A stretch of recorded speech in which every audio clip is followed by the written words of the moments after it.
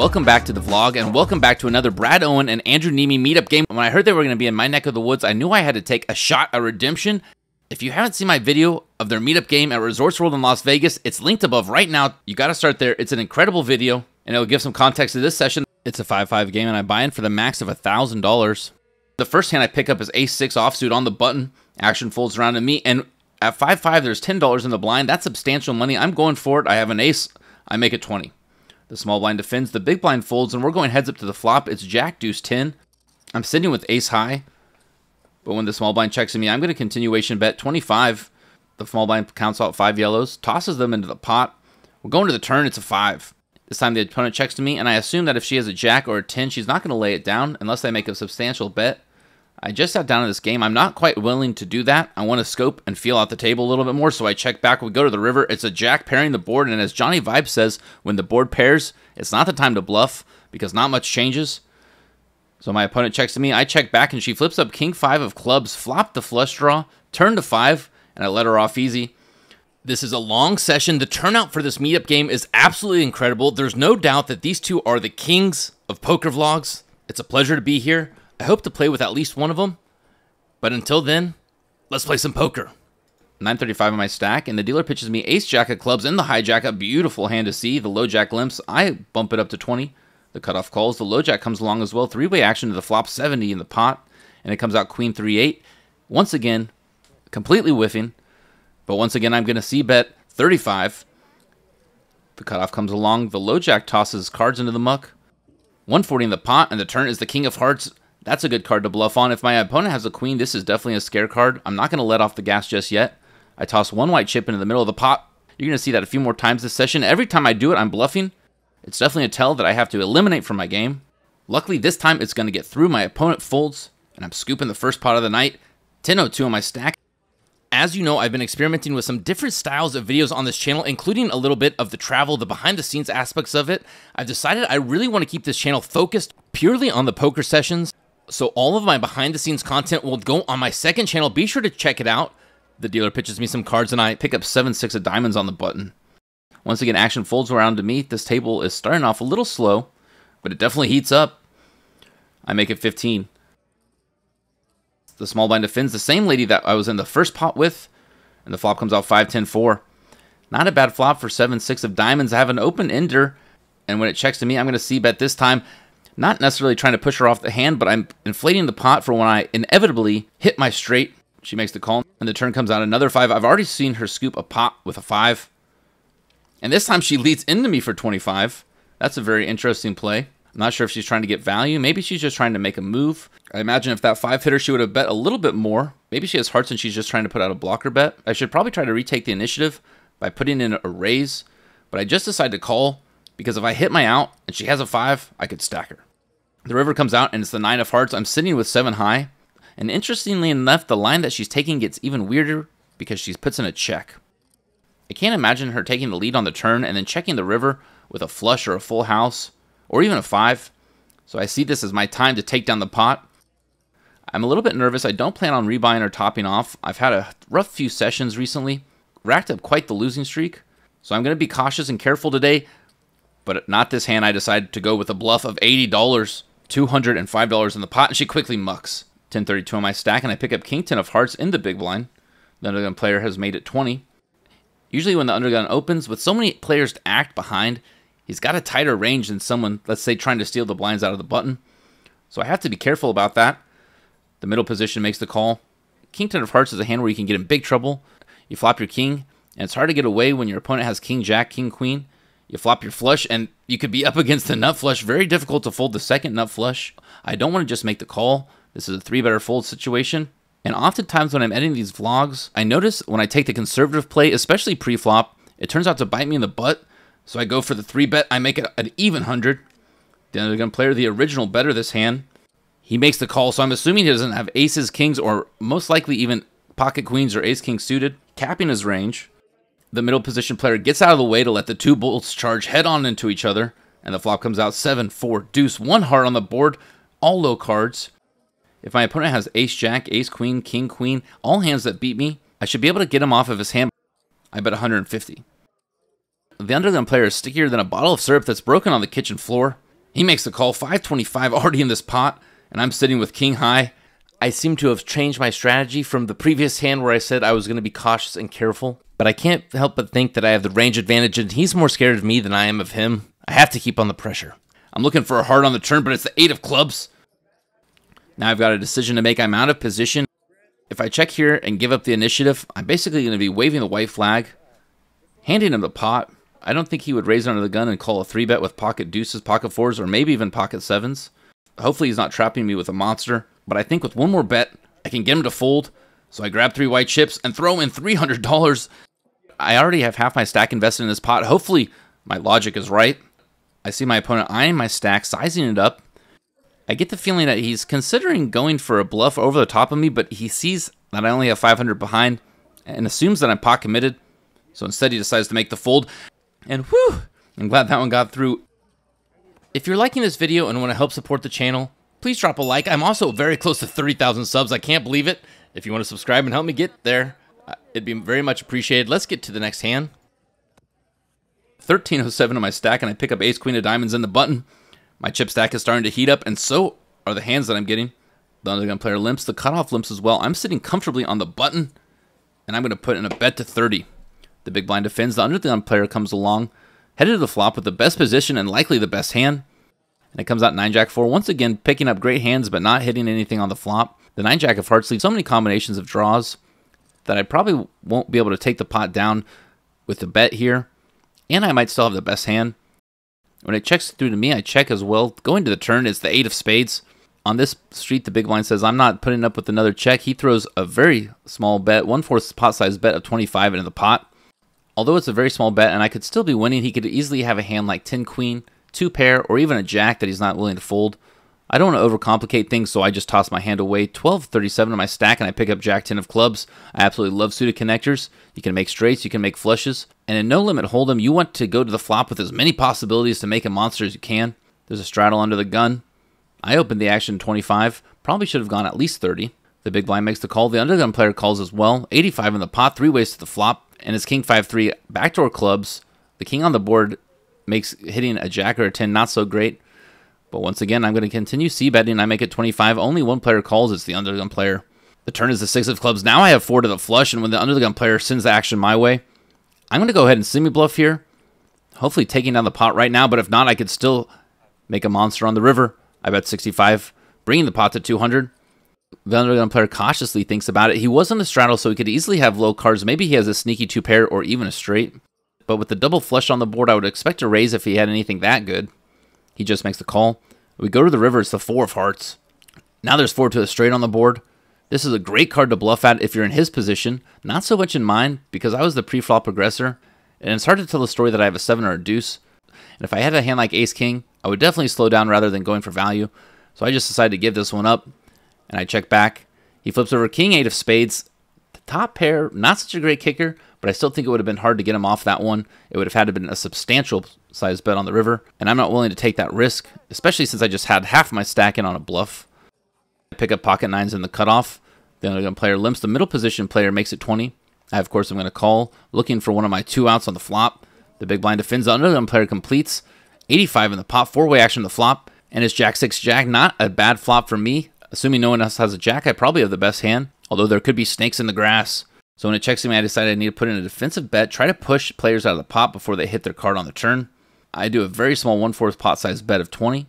I'm not exactly sure if that's the best thing I should be doing, but I do notice a lot of pros throughout these 1/4 size pot bets. It seems to be better than checking because at least you have the opportunity to take the pot down and you're not risking much. Maybe it's better in tournament poker where people are much more willing to fold because they're trying to protect their chip stack. In a cash game, I'm not sure how applicable it is. Maybe leave a comment down below what you think about it, or if you have any knowledge of the situation. The big blind makes the call. The undergun player calls as well. Now I'm pretty sure there is a snake in the grass. The turn comes the ace of hearts. A terrible turn card. If I wasn't beat by the jack, I could definitely be beat by an ace now. It checks through to me again, and I'm just going to check back, try to get to showdown. The river is a 7. The big blind checks, and the undergun player ships in his 20 stack of yellow. I think we found our jack, ladies and gentlemen.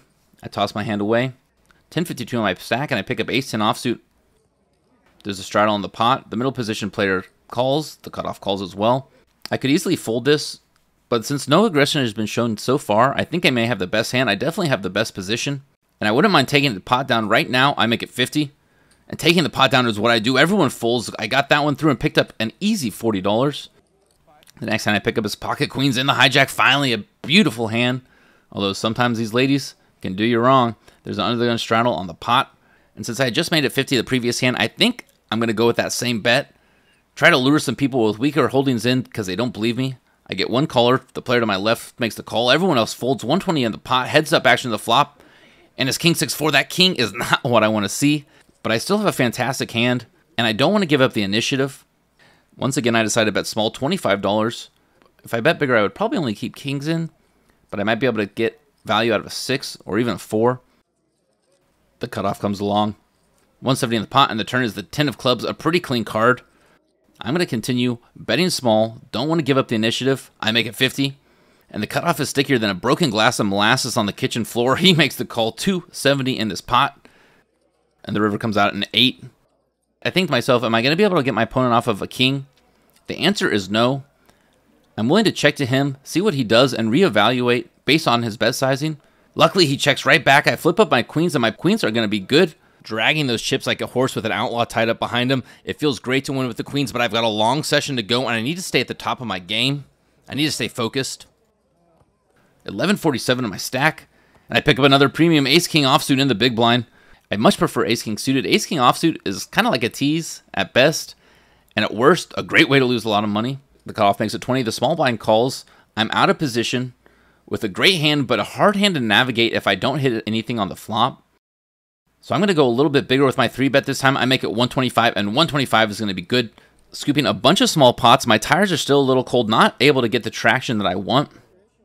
And then I pick up ace-8 of diamonds in the small blind, the dead man's hand, but it's suited. Maybe this is the opportunity for me to hit the flush and make some real money. The other player limps. The button calls. This hand is too good to just check. I make it 20. The big blind defends. The undergun player makes the call. The button comes along as well. 4 players going to the flop. $80 on the pot, and I'm just closing my eyes and praying for some diamonds. And the flop comes jack, ace 7. I hit my ace, but I have a terrible kicker. First to act. 3 players behind me. They're all staring me down. So I decide, let's just pot control, check, see what the other players want to do. Well, the other players want to check as well. We go to the turn. It's the 4 of hearts. Now there's 3 hearts on the board. But I think I have to take a small stab at it. And a very small stab at it I do. I bet 1/8 of the pot, $10. I'm just trying to flush out the good hands, kind of like a pheasant hunter walking through a cornfield trying to flush out the pheasants. But incredibly, my $10 bet scares away all the other players, and I'm taking down an easy peasy pot. Since it's a meetup game and everyone's having a blast, we decided to mix it up a bit with a PLO bomb pot. $20 each, $140 in the pot. We go straight to the flop. It's 4, 7, 10. I hit my 10, but I have an even better pair of kings, although in Omaha, a pair is basically worthless. However, I want to put out a bet and take that $140 down. I do a half-size pot bet, which is actually pretty large. I make it 75. And the button makes the call, and the small blind makes the call as well. Already $365 in this pot. The turn is an 8. Now I've improved to 2 pair, but flushes and straights come in, and I'm definitely beat. Just playing on checking through, playing it safe, trying to get to showdown. But the small blind has other ideas. He sacks out 50 in yellows and puts 200 in whites on top. Slides it into the pot for a bet of 250. Very interesting that he's assigned the lead into me with a player behind. This is an easy fold. I toss my hand away. The opponent in the small blind lets out a big smile and holds up 9-6 of clubs. Hit the straight flush on the turn. Decided to donk bet into the pot. When asked why he did that, his response was, I was hoping someone turned the ace high flush, maybe even the king high flush, and he wanted to stack them. Thank goodness I didn't get to the river and see another 10. 1080 in my stack, and I pick up ace queen offsuit in the low jack. Action folds to me. I make it 20. And then the player to my left decides to 3-bet to 60. I've noticed that at this table, this guy is a smart, savvy player. He could be doing this with pocket aces, but he could also be doing it with 9-8 of hearts. Action folds back around to me. At the time, I was thinking, you should probably toss this away. You're going to be playing out of position the whole hand. You could be dominated. It probably wouldn't be a bad idea to call if I had a suited ace-queen. Maybe even go over the top of him. But I decided to put 40 more in the pot to see the flop. And it comes out 5-3 deuce, all low cards. I do have a gut shot straight draw, but I'm not counting on the 4 to come save me. I check to my opponent, and he does what I did with the pocket queens. He down bets to 40. I could have the best hand. I could hit an ace, or I could turn my straight. So I decided 40 is an alright price for me to call. And calling is what I do. And the turn is the king of spades, threading the needle on my ace-queen and putting a third spade on the board. I have none in my hand, so I check to my opponent. He decides to check back. I'm not sure if he's waving the white flag or if he bluffed on the flop but then turned some showdown value and is okay with going to the river. Regardless, the river comes out. It's the 5 of spades. Now there's 4 spades on the board. The board has paired. There's a lot of hands that just went way down in value because of that river. So I decided I'm going to take a stab at it. What do? I take another white chip and flick $100 in the pot. The hijack is having none of it and comes over the top of me for $325. To me, this bet didn't make sense right off the bat. He's basically saying he has the ace of spades or a full house or maybe even a 5. Pre-flop, I don't think he would 3-bet with a 5 in his hand unless it was ace-5 suited. I definitely don't think he would 3-bet with deuces or 3s. And that basically leaves pocket kings or the ace of spades, and I'm pretty sure that the ace of spades would have bet on the turn. I just don't believe of story, but I'm not really to risk $900 to figure out if I'm right.